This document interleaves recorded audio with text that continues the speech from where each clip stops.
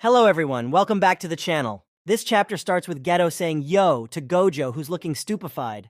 Gojo says, "This is awful."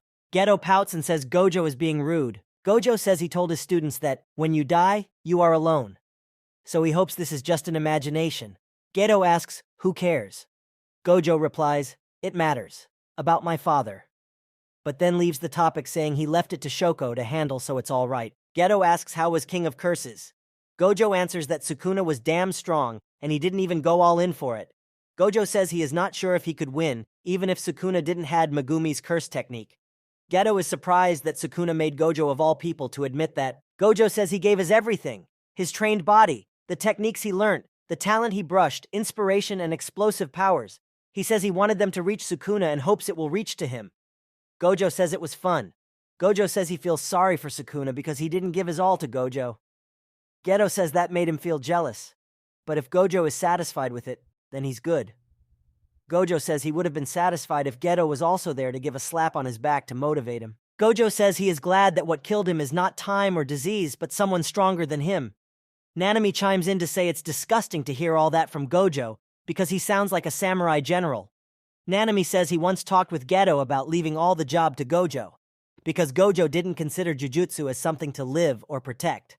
Rather, Nanami says Gojo's a pervert because he used sorcery to satisfy himself. Haibara adds that it's something everyone noticed but didn't say out loud. Nanami says he won't justify Gojo's last moments but will feel sympathy for him.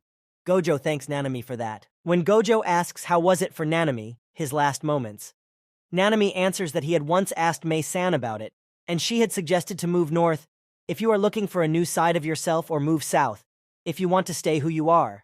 Nanami says he chooses south without any doubt. His last moments wasn't so bad thanks to Haibara too. Gojo then bids farewell to everyone: Geto, Yaga, Nanami, Haibara, Riko, Kuroi. After that, scene shifts and we see Gojo Satoru decapitated on the ground. Back to reality. We see Sukuna explaining Maharaga's adaptation. Once Maharaga receives an attack, it'll gradually adapt to it over time. And the more attack it takes, the faster it'll adapt.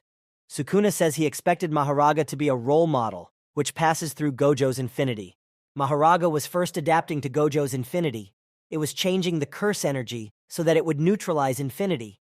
And when Maharaga shot the slash, it wasn't the same as Sukuna. It expanded the curse technique's target to not just Gojo but to the space, world itself, and cut it. We then see Gojo has been cut in half as Sukuna explains that infinity doesn't matter if the entire world can be cut.